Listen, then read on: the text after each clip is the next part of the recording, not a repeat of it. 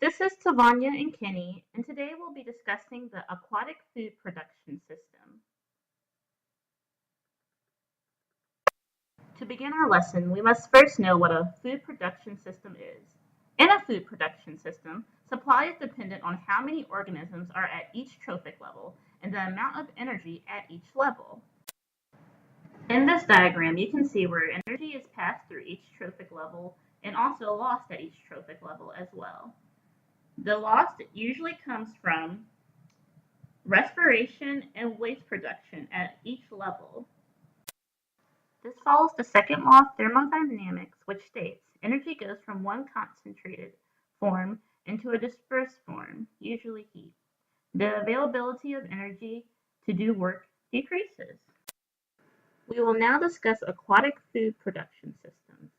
An aquatic food production system is a commercial fishing. This includes both salt and freshwater fishing. In aquatic food production systems, most food comes from higher trophic levels. Typical fish that are harvested are carnivorous and are usually at higher trophic levels, such as 4. Examples are salmon.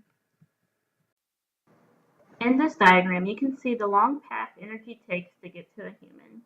It must first go through the producer, then a herbivore, then a first carnivore, then a second carnivore, then a third carnivore, until it reaches the human. Although energy conversions along an aquatic food chain may be more efficient than in a terrestrial chain, the initial fixing of available solar energy by aquatic primary producers tends to be less efficient due to the absorption and reflection of light by water. There are 2 different types of aquatic food production: open net fish farming and aquaculture. With open net fish farming, a net is cast into open water to capture various species of fish and other aquatic organisms, as seen in the picture to the right. Aquaculture is the process of cultivating aquatic species within a controlled environment, otherwise known as fish farming. Usually, preservatives and other additives are added to the water to help the fish breed better and have a cleaner environment. Some positive ways that aquatic production impacts the environment is it creates jobs, which improves the economy. It gives the world an alternative meat source, which helps lower the amount of methane pollution. And also, it is more efficient than tourism. Although there are some positive impacts, there are also some negative. Firstly, there is a crowding of fish in artificial environments. Pesticides and waste leaking into water outside of controlled habitats can pollute the water. And this list can continue on and on and on, infecting the environment in tons of negative ways. But one of the biggest problems of aquatic production is overfishing.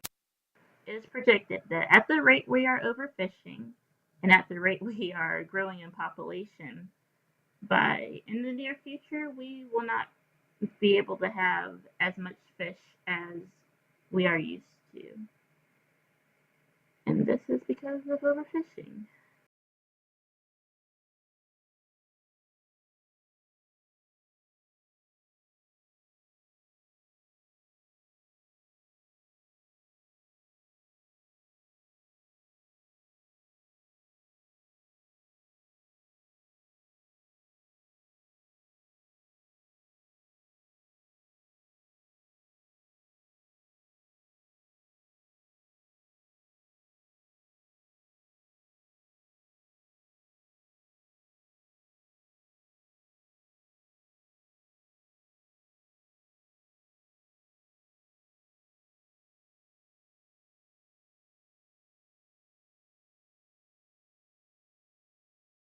Created using Powtoon.